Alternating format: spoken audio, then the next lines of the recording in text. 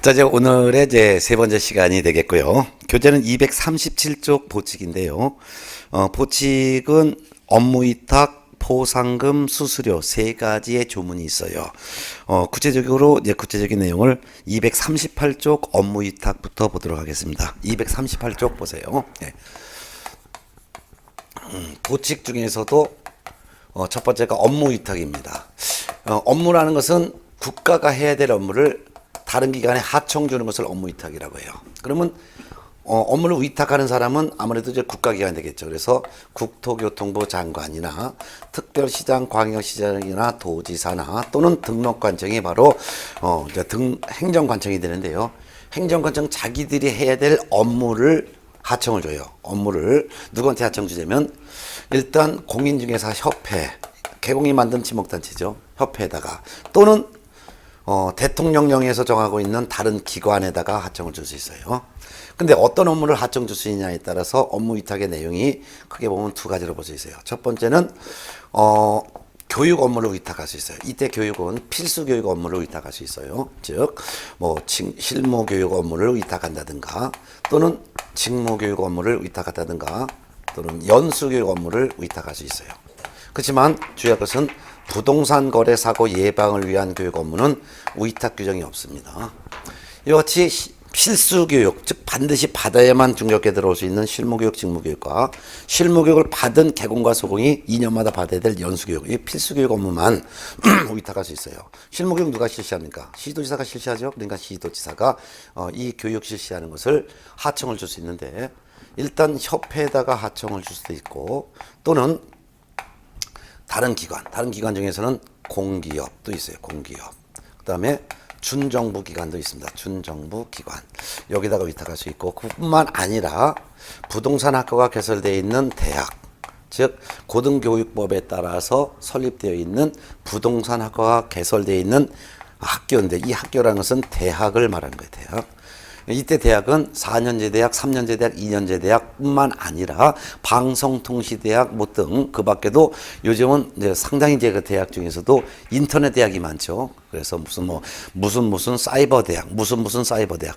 이같이 어느 대학이든 상관없이 부동산 학과가 개설되어 있는 대학에도 교육 업무를 위탁할 수 있어요. 그럼 교육을 위탁받은 사람들은 기분이 좋죠. 왜냐면 교육을 대신 실시하고 교육비를 받으니까. 참고적으로 실무교육은 지금 현재 한 12만 원 내야지만 교육받을 거예요. 직무교육은 한 3만 원, 연수교육은 한 6만 원. 이걸 내야지만 교육을 받을 수 있을 거예요. 공짜로 교육받는 게 아니라 교육비 다 내셔야 돼요. 강사료들 봐줘야 되잖아요. 그래서 이런 것을 대신 이분들이 교육을 실시하고 교육비를 대신 받을 수 있는 거죠. 예. 자, 두 번째 업무 위탁이 바로 공인중개사 자격시험. 공인중개사 자격시험에 대한 업무를 위탁할 수 있어요. 공인중개사 자격시험 업무를 위탁한다는 것은 시험 공고하는 일 또는 출제위원을 임명 위촉하는 일, 그리고 시험에 대한 합격자를 결정해서 공고하는 일, 시험 시행기관장이 하는 일에 업무를 위탁할 수 있어요. 그럼 공인중개사 자격시험 업무는 시험 시행기관장이 시험 업무를 하는데 시험 시행기관장은 두 종류가 있죠. 원칙은 누구? 특별시장, 광역시장, 도지사가 시험 시행기관장이죠. 그런데 다만 국토교통부 장관은 사전에 공인중개사 정책심의위원회 의결을 거쳐서 국토교통부 장관이 직접 시험을 시행을 할 수 있죠.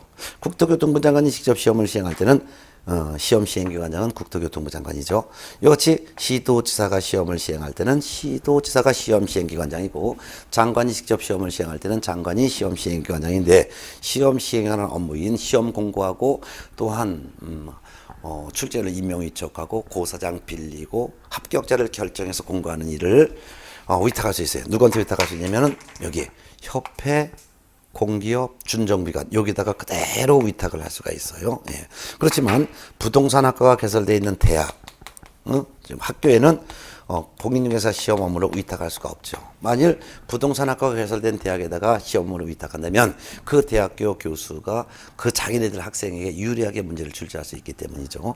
그러면은 시험 업무를 위탁을 받을 수 있는 사람은 대학을 뺀 나머지 협회, 공기업, 준정부기관이다. 그렇지만 교육 업무는 협회, 공기업, 준정부기관뿐만 아니라 부동산 학과가 개설되어 있는 대학도 교육 업무는 위탁받을 수 있다. 이렇게 알아두면 되겠습니다. 예. 자, 그 다음에 이제 두 번째가 이제 포상금 규정인데요. 시험은 이 포상금 규정에서 문제를 출제하게 됩니다. 그래서 한 문제가 꼭 여기서 나와요. 네. 그래서 포상금에 대한 내용은 239쪽에 있는데, 포상금은, 등록관청이 지급합니다. 포상금을 등록관청이 지급하는데, 누구한테 지급하냐면은, 어떤 사람을 등록관청에 가서 신고를 한 사람, 또는 수사기관에 가서 고발을 한 사람, 신고거나 고발한 사람에 대해서 등록관청이 포상금을 지급하는데, 포상금은 한 건당 50만 원의 포상금을 지급하게 됩니다. 포상금을 50만 원 지급해요. 그럼 어떤 사람을 신고 고발하거나 고발하면 포상금을 주느냐? 그래서 신고 고발의 대상자는 이런 사람이에요. 이런 사람을 신고 고발해야 돼요. 일단 중개사무소 개설 등록을 하지 않고 중개업을 영위하는 자, 이를 우리는 무등록 중개업을 한 자죠. 요 무등록 중개업자를 신고하거나 고발하면 포상금을 주겠다 이거예요. 두 번째는 거짓 그 밖에 부정한 방법으로 중개사무소 개설 등록을 한 자를 신고 고발해도 포상금을 주겠다. 그 다음에 세 번째가 나와 있는데요. 이는 증인데요. 증은 중개사무소 개설 등록증 또는 공인중개사 자격증을 양도한 자를 신고하거나 또는 양수 받은 자를 신고 고발을 한 경우에도 포상금을 주겠다 이거예요. 요 세 종류에 해당하는 사람은 신고 고발했을 때만 포상금을 주겠다 이거예요. 그렇다면 요 세 사람이 아니라 만일 중개의뢰인과 직접 거래한 우위법 중개를 한 개공을 신고 고발했다든가 이런 사람은 신고 고발 대상자가 아니기 때문에 신고 고발에도 포상금 주지 않습니다. 따라서 중개의뢰인과 직접 거래를 했거나 거래 당사자 쌍방을 대냈거나 법정 보수를 초과해서 금품을 받은 개업공인에서 신고 고발했다. 포상금 주지 않는다 이거죠. 거짓 그 밖에 부정한 방법으로 공인중개사 자격을 취득한 자를 신고 고발했다. 이런 경우에도 포상금 지급하지 않습니다. 예. 그럼 이런 사람은 신고 고발을 하면 이제 포상금을 누가 주느냐? 등록관청이 준다는 거예요. 물론 신고는 등록관청에 가서 신고하는 것이고, 고발은 수사기관인 경찰청 또는 검찰청에 가서 고발을 했지만, 신고 고발을 어디 가서 신고하고 고발했건 간에 등록관청이 포상금을 지급한다는 것을 알아두셔야 돼요. 네. 자, 근데 이 포상금을 한 건당 50만 원 준다 그랬어요. 근데 등록관청이 포상금을 줄 돈이 부족할까봐 포상금 지급에 소요되는 비용 중 일부를 국고에서 보조할 수 있어요. 국고에서 보조하는데 이 국고에서 보조인데 일부를 보조한다는 거예요. 일부. 그럼 한 건당 50만 원을 등록관청이 주는데 일부니까 50만 원 한 건당 다 보조한다는 게 아니죠. 그래서 일부니까 한 건당 100분의 50 범위 내에서, 그러니까 한 건당 25만 원 범위 내에서 국고에서 보조한다는 거예요. 일부지 전부를 보조한다느니 이런 표현이 나오면 틀리다는 것을 유념하셔야 합니다. 전부를 보조할 수 있다? 아니에요. 일부. 또한 보조는 국고에서 보조하는 거예요. 국고에서 보조하는 거지 이걸 협회에서 보조할 수 있다느니 이런 표현이 나와도 틀리다는 것을 유념하셔야죠. 네. 자, 그럼 이런 사람을 신고 고발하면 무조건 포상금을 주느냐? 아니에요. 이런 사람을 신고 고발할 때 언제 신고 고발하냐? 이런 사람들이 행정기관에 의해서 발각되기 전에 신고하거나 또는 고발을 해야지만 포상금 주는 거예요. 이미 발각돼서 처벌받으려고 재판받고 있는 사람을 신고 고발하면 안 되겠죠. 그래서 발각되기 전에 신고 고발해야 돼요. 그리고 뿐만 아니라 이 신고 고발 받은 이런 신고 고발 대상자가 검사가 이제 수사를 해가지고 검사가 공소를 제기하거나 또는 기소유예 결정을 해야지만 포상금을 주는 거예요. 공소 제기했다는 것은 검사가 조사해 봤더니 이 사람들이 이런 행위한 것이 맞더라 이거예요. 그래서 재판에 회부하는 것을 공소 제기라고 하고, 공소 제기를 줄여서는 두 글자로 기소라고도 해요. 기소했으니까 재판을 받았겠죠. 재판을 결과 유죄 선고를 받았건 또는 무죄 선고를 받았건 공소 제기했으면은 포상금을 지급하는 거예요. 특히 공소 제기하지 않았다는 말이 없이 이와 같이 신고 고발 대상자에 대해서 형사 판결에서 무죄 판결을 받았다라는 말이 나오면, 무죄 판결을 받았다는 것은 공소 제기가 되어 있다는 것을 전제로 한 문제이기 때문에 무죄 판결을 받았다 하더라도 포상금을 지급한다라는 거 알아두세요. 그런데 공소 제기하지 않고 기소유예 결정을 해도 지급합니다. 기소유예 결정이라는 것은 재판에 회부하는 것을 잠시 보류하는 결정했다는 거죠. 그렇지만 중요한 것은 무혐의 처분했어요. 무혐의 처분. 검사가 무혐의 처분했다는 것은 혐의가 없다는 거죠. 이럴 때는 보상금을 지급하지 않습니다. 예. 특히 검사가 공소 제기하거나 또는 기소유예 결정을 하면은 주는 거니까 둘 중에 하나만 해도 준다 이거예요. 그러니까 반드시 공소 제기해야지만 보상금 지급한다 드리는 거예요. 공소 제기해도 지급하고 공소 제기하지 않고 검사가 기소유예 결정만 해도 보상금을 지급한다라는 거 꼭 알아두셔야 합니다. 네. 자, 이렇게 보셨어요. 그럼 보상금을 받으려면 어떻게 했냐? 일단 신고 고발부터 했겠죠. 신고 고발부터 하고 그 다음에 신고 고발한 사람이 별도로 등록관청에 포상금을 달라고 포상금 지급 신청을 하는 거예요. 그래서 제일 먼저는 신고 고발부터 하고 두 번째는 포상금 달라고 등록관청에 포상금 지급 신청을 하는 거예요. 포상금 지급 신청을 받으면 등록관청이 신고 고발한 사람한테 50만 원의 포상금을 주겠죠. 근데 보상금 달라는 지급 신청을 받았다 해서 바로 돈 주는 것은 아니고 보상금 지급 신청을 받은 등록관청은 과연 이 사람들이 행정기관에 발각되기 전에 신고 고발했는지 이것도 확인하고 발각되기 전에 신고 고발했는데 검사가 공소 제기했는지 또는 그렇지 않고 기소유예 결정을 했는지 이거를 조회해요. 조회하고 본인 건 발각 전에 신고 고발한 것도 맞고 검사가 공소 제기했거나 또는 기소유예 결정을 한 것이 확인되면은 보상금 지급하겠다라고 결정을 하는 거예요. 보상금 지급 결정을 하고 나서 한 달 이내에 보상금을 지급하는 거죠. 얼마를? 50만 원을. 그런데 신고한 사람이 A예요. 그럼 A한테 신고 주겠죠. 얘들이 만약 얘 사람들이 B라는 사람이면 A가 B를 신고 고발했다. 그러면 A에게 등록관청이 50만 원 준다 이거예요. 근데 문제는 하나의 사건에 대해서 2인 이상이 공동신고할 수 있죠. 예를 들면은 B가 무등록 중개업을 했어요라는 사실을 A뿐만 아니라 C, D 이렇게 세 명이 같이 신고할 수도 있잖아요. 공동신고라 이걸 갖다 우리는 공동신고. 공동신고했을 때는 50만 원을 균등하게 배분하여 지급하는 거예요. 그래서 50만 원을 똑같이 셋으로 나눠준다 이거죠. 그런데 단 포상금 지급을 받을 공동신고한 사람이 포상금에 대한 배분 방법에 대해서 미리 합의했다면 합의에 따라서 지급하는 거예요. 근데 배분 방법에 대해서 합의하지 않았으면 이때는 균등하게 배분. 그런데 요 사람이 무등록 중개업을 했어요라는 사실을 A가 제일 먼저 신고했어요. 그리고 나서 좀 지나서 B는 또 별도로 C라는 사람이 또 이 사람 무등록 중개업 했어요라고 별도로 신고했네.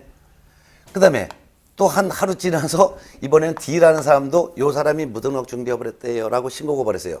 이렇게 각자 신고한 거죠. 이게 각자 신고한 거예요. 각자 신고했단 말이에요. 각자 신고.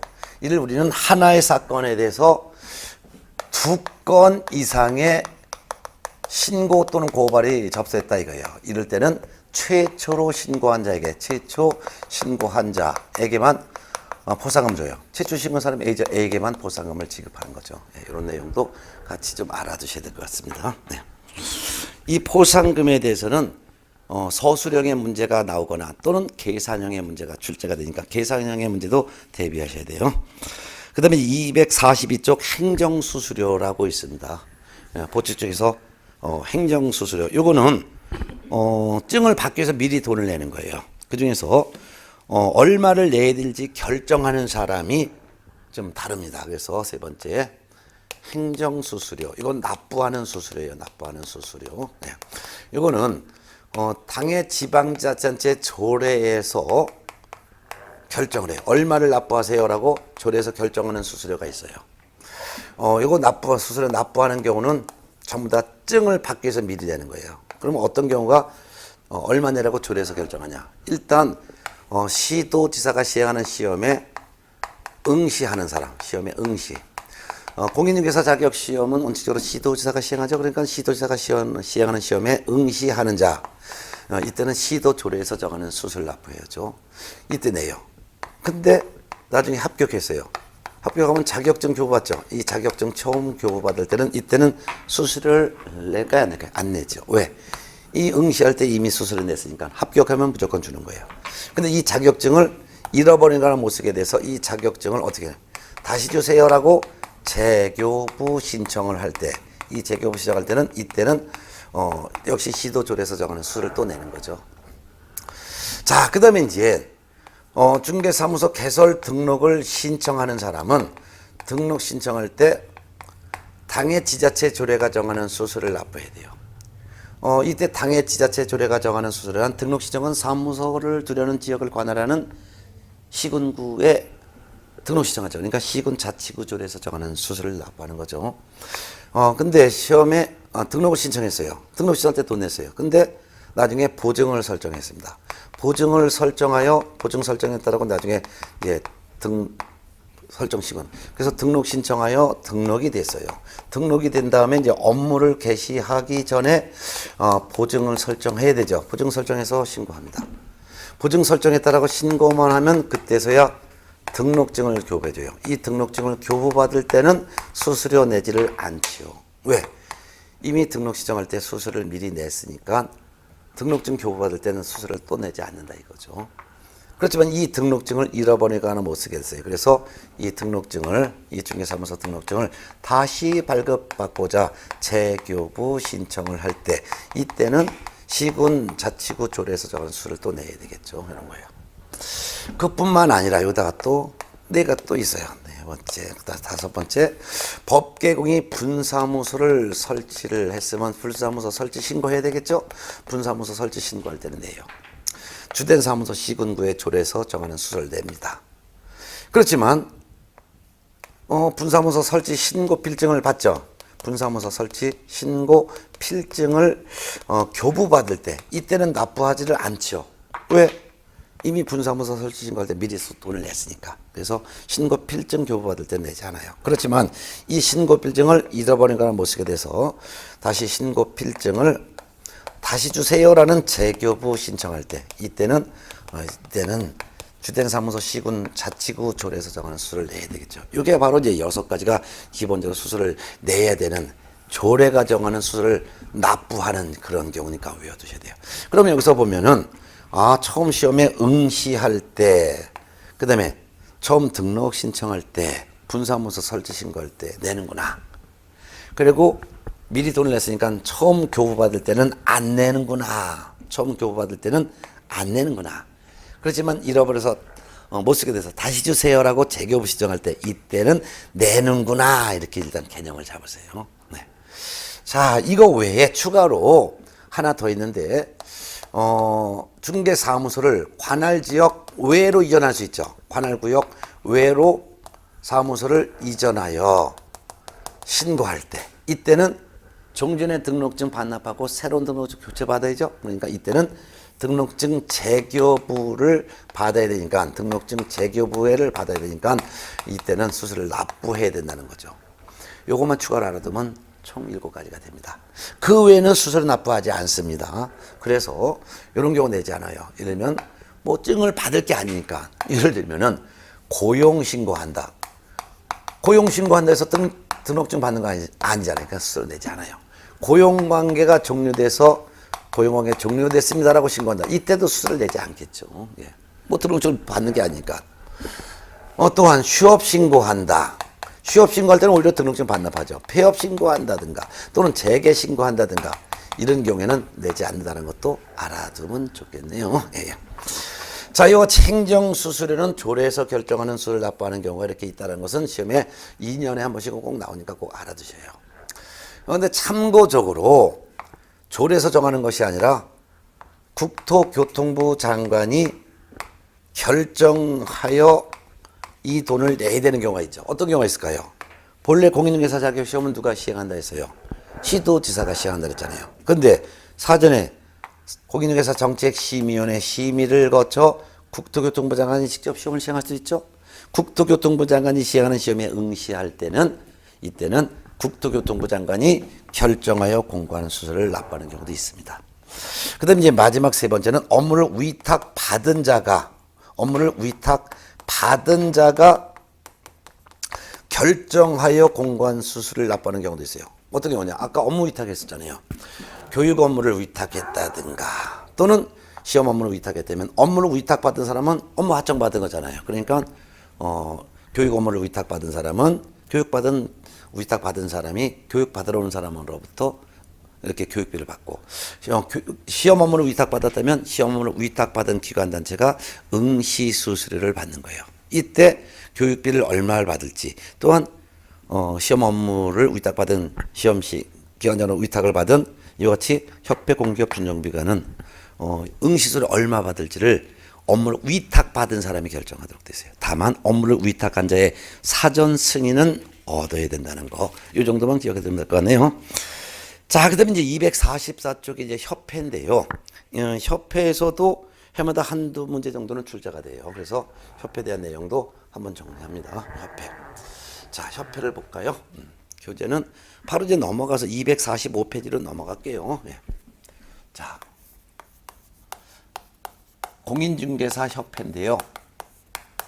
줄여서는 제가 그냥 협회라고 합니다. 그리고 시험도 협회 이렇게 나오게 돼요. 개공이 만든 친목단체들 지금 현재 협회가 2개가 있죠. 한국공인중개사협회도 있고 세대한 공인중개사협회도 있습니다. 2개의 협회가 지금 현재 만들어져 있어요. 자, 근데 이 협회는 개공이 만든 친목단체인데 개공 중에서도 개인인 개업 공인중개사가 만든 단체가 바로 협회가 되는 거예요. 왜냐면 만나서 대화를 할 수 있는 사람은 공개공, 부개공만 가능해요. 그렇기 때문에 법인인 개업 공인중개사는 협회를 설립할 수가 없는 거죠. 자, 근데 이 개인인 개공은 공인중개사 협회라는 단체를 설립을 할 수가 있습니다. 설립을 할 의무 없지만 할 수는 있다 이거죠. 예. 왜? 이러한 개공 등의 자질 향상을 좀 위해서 이들의 품위를 좀 더 유지하기 위해서 또한 중개업에 관련된 제도를 좀 더 개선하기 위해서 또는 중개 업무를 좀 더 효율적으로 수행할 목적으로 이 같은 공인중개사 협회라는 단체를 만들 수 있다 이거죠. 이거 목적상은 안 외우셔도 돼요. 그냥 개인 개공만 협회를 설립할 수 있고 법 개공은 설립할 수 없다는 거예요. 근데 협회는 개공이 만든 지목단체인데 법인으로 한다 해놨어요. 법인. 협회는 법인으로 한다. 법인으로 한다는 말은 협회는 설립 등기가 되어야지만 협회로 인정하겠다 그 말이죠. 근데 이때 법인은 법인인데 성격이 그 영리 목적이 아니에요. 그래서 비영리 목적의 사단법인의 성격을 갖고 있는 거죠. 사단법인의 성격을 갖고 있다. 이런 거죠. 예. 그러니까 공인중개사법에 규정된 것 외에는 민법 중에서도 사단법인에 관한 규정, 이게 적용되는 거예요. 이게 준용된다는 말이나 적용된다는 말이 같은 말이에요. 그래서 공인중개사법 규정이 없는 내용은 민법 중에서도 사단법인에 관한 규정이 적용된다. 이런 것들 알아두면 되겠죠. 그럼 협회는 법인으로 한다기 때문에 법인은 등기가 돼야 되는 거예요. 그러면 협회가 만들어지는 과정이 4단계의 과정이 있습니다. 그게 아주 중요해요. 그래서 협회의 설립 절차를 꼭 기억해 두셔야 돼요. 협회가 설립되는 절차는 4단계예요. 첫 번째는 발기인이 모여서 정관을 작성합니다. 이때 발기인 숫자는 300인 이상이 발기인 모임에 대해서 회칙을 만드는 거예요. 이게 첫 번째예요. 두 번째는 창립총회를 갖춰야 돼요. 창립총회. 창립총회는 600명 이상의 개공이 회원이 되어 참석을 해야 돼요. 그리고 이 정관에 대해서 과반수의 동의를 얻어야 돼요. 과반수의 동의. 이 정관이라는 회칙에 대해 동의를 얻어야 된다는 거죠. 근데 창립총회는 총 600명 이상이 모여야 되는데 그 중에서 서울에 있는 개공 숫자는 100인 이상이 되고 서울을 제외한 나머지 광역시와 각 도에서는 각각 20인 이상의 개공이라는 회원이 창립총회에 참석을 해서 그리고 전체 숫자는 600명 이상이 돼. 그리고 과반수의 동의를 얻어야 돼요. 무슨 동의? 정관에 대한 동의를 얻어야 된다. 이제 그런 다음에 이제 국토교통부 장관한테 가서 설립 인가를 신청을 해요. 그러면 국토교통부 장관이 설립 인가를 해줘요. 설립 인가를 받으면 인가증을 주겠죠? 네. 인가를 받은 다음에 이 설립 인가증을 등기소에 제출해서 소유권, 등기소에 제출해서 소유권이 아니라 설립 등기하는 거예요. 설립 등기를 하는 거예요. 설립 등기를 등기소에 하는 거예요. 등기소에서. 그럼 설립 등기함으로써 그때서 협회가 성립되는 거죠. 협회는 아까 법인이라고 했었죠. 그러니까 협회는 설립 등기해야지만 성립되는 거죠. 네. 특히 인가를 받음으로써 협회가 성립하는 것이 아니라 등기를 함으로써 협회가 성립된다는 걸 꼭 구분하시고, 국토교통부 장관의 인가를 받는 것이지 승인을 받는다든가 또는 허가를 받은 다음에 설립 등기한다면 드리는 거예요. 인가를 받는다는 거 꼭 기억을 해 두셔야 할 사항입니다. 예. 이런 이제 설립 과정에 대해서는 시험에 아주 잘 나오니까 꼭 알아두셔야 될 거예요. 예. 그 다음에 이제 교재 246페이지 협회 조직이 있어요. 이 협회 조직에도 별표 해놓으세요. 시험에 꼭 나와요. 협회 조직은 크게 보면은 이렇게 되는 거죠. 협회 조직은 일단 주된 사무소가 있겠죠. 주된 사무소. 그리고 그 밑에 지부, 또 지부 밑에 또 지회, 이렇게 조직이 이루어져요. 근데 주된 사무소는 반드시 있어야 되는 거예요. 그것도 반드시 있어야지만 되는 거예요. 근데 주된 사무소를 어디에 두건 제한은 없어요. 그래서 서울에 주된 사무소를 두건 부산에 두건 제한이 없다 이거죠. 그렇지만 특별시, 광시, 도에는 지부를 둘 수 있어요. 둘 수 있다는 것은 둬도 되고 두지 않아도 되는 거예요. 그리고 시도 산하에 뜨면 시, 군, 구가 있죠. 이때 시, 군, 구에서 시는 구가 설치되어 있지 아니한 시를 말하는 거예요. 그 다음에 군지역 또는 구지역에다가 지부를 둘 수도 있다. 둘 수도 있다. 특히 시도의 지부를 시군구의 지회, 실수했네요. 시지회를 둘 수 있는 거예요. 시도의 지부지, 시도의 지회를 한번 틀린 거예요. 시군구의 지회지, 지부회도 들다는 거, 이거 꼭 알아두셔야 돼요. 둘 수 있다는 것은 둘 의무는 없지만 있다는 거예요. 둘 수는 있지만 둘 의무는 없다는 거예요. 근데 만일 지부를 뒀다면 지부를 둔 다음에 시도지사에게 신고는 해야 되는 것이고, 지회를 설치했으면 등록관청에 신고는 나중에 해야 된다는 거예요. 그래서 등록관청에 신고는 하라. 지부를 설치한 사실은 누구한테? 시도지사에게 신고. 지회를 설치한 사실은 신고는 누구한테? 등록관청에 신고해야 된다는 말 알아두세요. 자, 그 밑에 총회의 의결사항이 있어요. 총회 의결 내용은 지체 없이 보고해야 된다는 것도 별표 놓으세요. 네. 국토교통부 장관에게 지체 없이 보고해라. 그 다음에 4번 협회 업무가 있는데, 협회 업무는 고유 업무, 수탁 업무로 나눠져 있어요. 이 고유 업무는 외울 필요는 없고 협회 설립 목적 달성을 위해서 필요한 업무는 다 할 수 있다는 거. 수탁 업무는 협회가 아까 협회가 시도지사로부터 위탁받아서 교육 업무를 실시할 수도 있고, 또한 협회는 시험 시행기관장으로부터 시험 업무도 위탁받을 수 있다고 했었죠. 네, 그런 거였습니다. 그 중에서 247페이지 협회 업무 중에서도 수탁 업무, 고유 업무 중에서 수탁 업무에서 별도로 한 문제를 내요. 협회에서는 이제 두 문제가 나온다면 지금까지 설명드린 내용에서 한 문제, 그 다음에 고유 업무 중에서도 수탁 업무에서 한 문제, 이렇게 출제가 됩니다. 그래서 저기 협회 공제사업 업무에서 한 문제를 내요. 공제사업. 공제사업에 대해서는 그냥 책으로 한번 정리해 드릴게요. 중요한 것만 그냥 이해해 두시면 될 것 같아요. 그 중에서 공제사업의 임의성. 협회는 개업 공인중개사의 손해배상 책임을 보장하기 위해서 공제사업, 즉 보험사업이죠. 할 수가 있습니다. 할 의무는 없지만 할 수 있다 이거예요. 근데 반가로 2번 공제사업의 범위는 두 가지예요. 하나는 손해배상 책임을 보장하기 위해서 공제기금을 조성하고, 또한 조성된 공제기금을 통해서 공제금으로 배상하는 사업. 쉽게 해서 보험료 받아서 보험금 지급하는 사업을 말하는 거죠. 두 번째는 공제사업에 부대되는 업무로서 공제 규정에서 정하는 업무도 할 수 있습니다. 따라서 시험지문상에 협회 공제사업의 범위는 손해배상 책임을 보장하기 위한 공제기금의 조성 및 공제금 지급에 한한다 하면 들린 거죠. 그뿐만 아니라 또 있다 이거잖아요. 공제 규정에서 정하는 부대 업무도 할 수 있다는 거. 그 다음에 이제 공제 규정, 보험약관이죠. 공제 규정, 협회가 공제 사업하려면 보험약관을 말하는데, 공제 규정을 제정하여 장관의 승인을 얻어야 하고, 공제 규정을 변경하고자 할 때도 미리 장관 승인을 얻어야 된다는 거, 미리 승인 얻는다는 거 꼭 기억하세요. 넘어갑니다.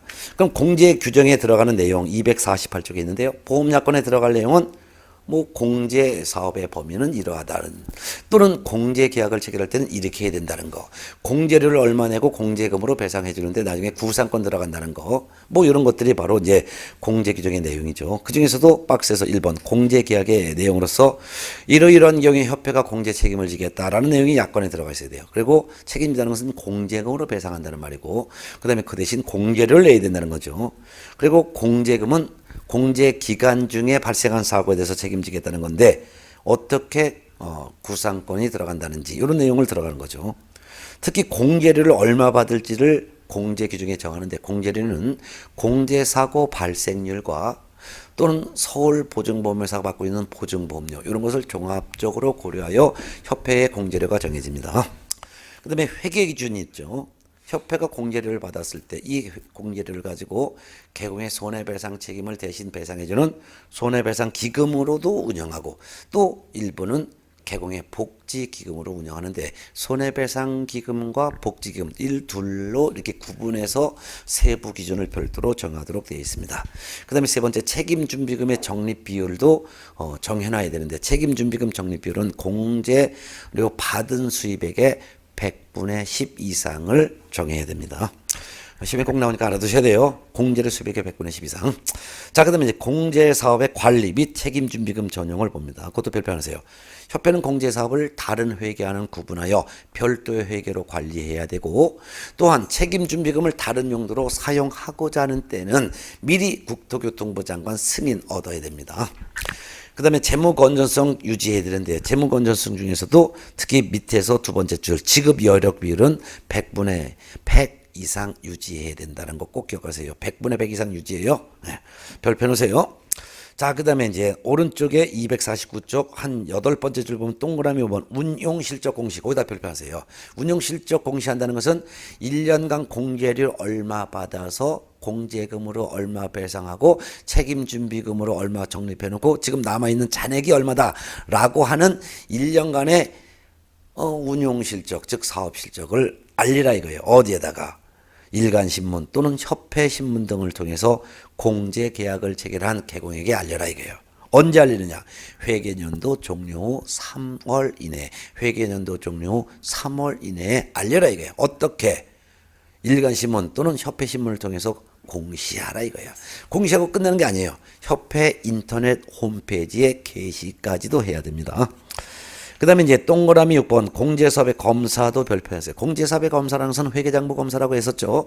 그래서 회계장부 검사를 말하는데 금융감독원장이 합니다. 다만 금융감독원장은 지 맘대로 하는 것이 아니라 사전에 국토교통부 장관의 요청이 있는 경우에 한해서 금융감독원장이 공제사업에 관한 검사할 수 있습니다. 그 다음에 이제 7 개선명령 등 조치라고 했어요. 개선명령 등 조치라는 것은 공제사업은 협회가 공제사업을 제대로 운영하지 않았을 때 잘해봐라 라고 국토교통부 장관이 시정명령, 개선명령 등을 할 수 있다. 그 말이 되겠습니다. 넘어가겠습니다. 그 다음에 이제 교재 250쪽의 꼭대기에 공제사업 운영위원회가 있습니다. 협회가 공제료를 받아서 흥청망청 쓸까봐 감독하기 위해서 운영위원회가 꼭 있어야 되는 거예요. 읽어보겠습니다. 설치, 공제사업에 관한 사항을 심의하고 업무 집행을 감독하기 위해서 협회에 운영위원회를 둔다. 반드시 둔다 이거예요. 둔다. 근데 어떻게 구성과 운영은 어떻게 되는지는 대통령령으로 정한다. 그 다음에 니은번 심의 및 감독사항 이거는 뭐 외우지는 안 하셔도 돼요. 협회 공제사업에 관련된 모든 사항을 심의하고 감독합니다. 따라서 1번 사업 계획 운영 관리에 대한 기본 방침도 심의하고 감독하고 2번 예산 결산도 제대로 집행되고 있는지도 감독하고 3번 차입금에 대해서도 감독하고 4번 주요 예산 집행에 대해서 제대로 집행이 되고 있는지도 감독하고 5번 공제약관 이게 바로 보험약관이에요. 공제약관 공제규정의 변경 공제와 관련된 내부 규정을 제정하거나 개정하거나 폐지를 할 필요성이 있는지 이것도 감독, 검사, 심의하고 6번 공제금, 공제기금, 공제료, 요율에 대한 사항도 적정한지 심의하고 7번 협회 약관 즉 정관에서 정하는 업무도 약관이 제대로 됐는지 이것도 심의하고 그 밖에도 8번 위원장이 필요하다고 인정하여 회의에 붙이는 사항도 뭐 심의하고 감독한다 이거죠. 그러면 이런 시험에 나오지도 않아요. 그냥 협회 공제 사업과 관련된 모든 업무를 심의하고 감독을 하기 위해서 협회 산하에 협회 안에다 협회에다가 협회의 운영위원회를 둔다. 이걸 국토교통부의 운영위원회를 둔다 하면 들리는 거예요. 협회의 운영위원회를 둔다라고 했었죠. 네. 자, 구성을 봅니다. 구성, 위원. 운영위원회 위원은 협회 임원, 중개업, 법률, 회계, 금융, 보험, 부동산 분야의 전문가, 관계 공무원 및 그 밖에도 중개업에 관련된 이해관계자로 구성하되 그 위원 숫자는 19명 이내로 구성합니다. 19명 이내로 구성한다. 근데 19명 이내 위원회 그 직종이 보니까 협회 임원, 협회 회장, 뭐 부동산 분야의 전문가, 뭐 법률 분야 전문가, 공제 분야의 전문가, 보험 분야의 전문가, 뭐 공무원 여러 종류의 사람으로 구성되어 있다 이거예요.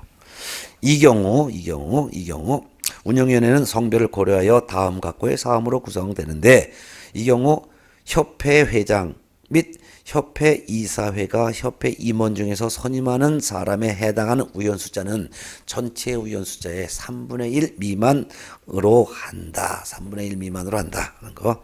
그 밑에는 이제 협회 위원이 될 수 있는 사람 쭉 나와 있는데 이걸 외우지도 않고 볼 필요도 없고 그냥 누구든지 협회 공제 사업의 운영위원회 위원은 다 될 수 있다. 그 이유가 뭐 누구든지 다 될 수 있는 게 하물며 협회 회장 임원도 공제사업 운영의 위원이 될 수 있으니 특별한 제한이 없다. 따라서 협회 공무원, 회장, 협회 이사회가 추천한 사람, 그 밖에도 다른 국토교통부 장관의 승인을 얻어서 다른 데서 추천하는 사람, 뭐 가번, 대학 등에서 있는 사람, 또는 뭐 법률 분야, 금융 분야, 보험 분야에 전공한 사람, 변호사, 회계사, 그 밖에도 뭐 금융감독원 또는 금융기관의 임원직에 있거나 있었던 사람, 뭐 그다음에 공제사업 관련한 업무를 했거나 학식 경험이 풍부한 사람, 별의별 사람 뭐 다 들어간다 이거예요. 그러니까 운영위원회 위원은 어떤 사람으로 될 수 있느냐는 문제가 나오면은 다 될 수 있다 이렇게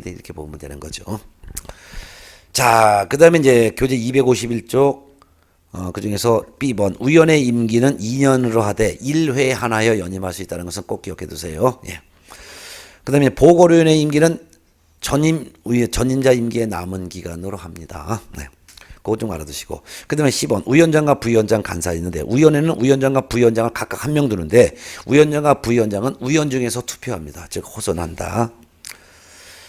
그 다음에 이제 위원회 위원장은 운영위원회 회의를 소집하며 그 의장이 된다. 위원회 부위원장은 믿으세요. 부위원장은 위원장을 보좌하며 위원장이 부득이한 사유로 직무를 수행할 수 없을 때는 그 직무를 부위원장이 대행한다. 이 정도만 알아두면 되겠습니다. 그 다음에 리얼번 회의를 봅니다. 회의는 제적의원 과반수의 출석으로 개의하고 출석의원 과반수의 찬성으로 심의사항을 의결합니다. 그 다음에 이제 9번 임원에 대한 제재가 있어요. 임원에 대한 제재는 과태료인데요. 징계 해임도 요구할 수 있습니다. 자, 그래서 임원에 대한 제재 한번 볼까요?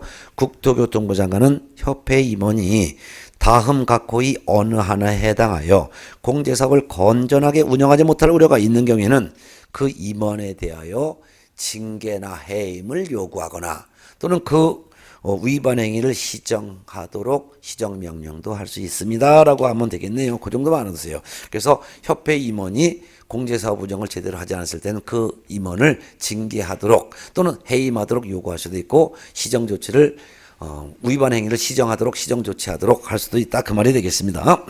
자, 그 다음에 252쪽 5번 협회에 대한 지도감독이에요. 감독상 명령인데요. 국토교통부 장관이 협회에 대해서, 즉 협회하면 주된 사무소를 포함하여 지부, 지회에 대하여 업무에 관한 사항을 보고하게 하거나 자료 제출 그 밖에 필요한 명령도 할 수 있고 그 밖에 관계 공무원을 협회 사무소에 출입하게 하여 조사 검사할 수도 있습니다. 특히 증표 제시라는 게 있어요. 양가로 2번. 협회 사무소에 출입하여 조사하고 검사하는 공무원은 증표를 지니고 이를 상대방에게 내보여야 됩니다. 이때 증표라는 것은 공무원 신분증과 협회를 조사한다는 조사검사증명서를 말합니다. 협회 조사검사증명서는 바로 오른쪽 253쪽에 있습니다. 그래서 공무원 신분증도 보여주고 협회에 들이닥쳐서 조사한다는 조사검사증명서도 같이 보여주라 이거죠. 네. 그 다음에 이제 마지막 번이 6. 협회에 대한 제재인데요. 협회된 제재는 이제 과태료 제재가 있습니다. 과태료는 국토교통부 장관이 500만 원 이하의 과태료를 부과하는 경우가 있는데요. 이걸 외우려고 노력하지 말고 큰 1, 2, 3번에 대해서 밑줄 치시기 바랍니다. 1번 감독상 명령 위반한 경우에서 감자의 동그라미. 즉 감독상 명령 위반했다는 것은 업무 보고 자료 제출 명령을 받고도 자료를 제출하지 않거나 보고하지 않거나 거짓 보고 제출한 경우, 또는 공무원이 협회 사무소에 출입하여 조사 검사하는 것을 못하게 방해하거나 또는 기피하는 경우를 말하는 것을 합쳐서 우리는 감독상 명령 위반했다. 그러면 국토교통부 장관이 협회에 대해서 500만 원 이하의 과태료 부과한다 그 말이고요. 두 번째 2번 시정명령 등 조치를 위반한 경우 밑줄 치고 시정에서 시자에 동그라미 하세요.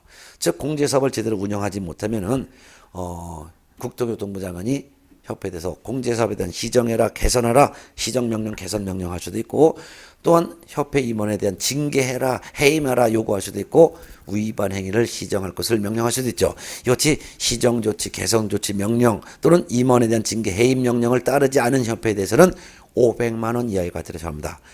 그 다음에 이제 3번 운용실적 공시하지 않으냐 한 경우 밑줄 치고 운용실적에서 용자에 동그라미 하세요. 1년간의 사업실적을 회계연도 종료 후 3월 이내 공시하지 않았을 때를 말합니다. 그래서 감시용, 감독상 명령을 위반한 경우, 시정조치, 개선조치 명령 등을 따르지 않은 경우, 운용실적 공시하지 않은 경우, 이 경우에 500만 원 이하의 과태료에 처한다. 이렇게 보면 되겠습니다. 요렇게 했고요. 여기까지가 이제 공인중개사 법령에 대한 일반적인 내용입니다. 이제 다음 시간에는 258쪽 지도감독 행정처분과 벌칙하겠는데요. 지도감독 및 행정처분은 공인중개사 법령을 위반한 자에 대해서 제재를 가하는데 그 제재사항을 따로 묶은 파트가 지도감독 및 행정처분 벌칙입니다. 그래서 특히 행정처분 중에서도 개공에 대해서 등록 과정이 어떤 경우에는 등록을 취소해야 되고 어떤 경우에는 등록을 취소할 수 있으며 어떤 경우에는 업무 정지를 할 수 있으며, 또한 공인중개사 자격 취소를 어떤 경우에 해야 되는지, 자격정 처분은 언제 할 수 있는지, 이런 내용을 다 암기를 지금쯤이면 되어 있을 텐데, 암기가 되어 있는 것을 다음 시간에 같이 적어 한번 정리하시기 바랍니다. 이 행정처분과 벌칙에서는 적게 나올 때는 4문제가 나오고 많이 나올 때는 8문제가 나오기도 하는데, 행정처분 벌칙은 기본적으로 암기가 되어 있어야 되는 거예요. 최소한도 그걸 암기가 되어 있으면 4문제 내지 6문제는 맞추는 것이고, 처분사항을 못 내오면은 그냥 전부 다 틀리는 거니까 공인중개사법령은 내용은 쉽지만 암기를 다 해야 된다는 그런 좀 어려운 점이 있어요. 그래서 암기만 하면 다 마치니까 다음 시간에 한번 정리하도록 하겠습니다. 오늘 여기까지 할까요? 고맙습니다.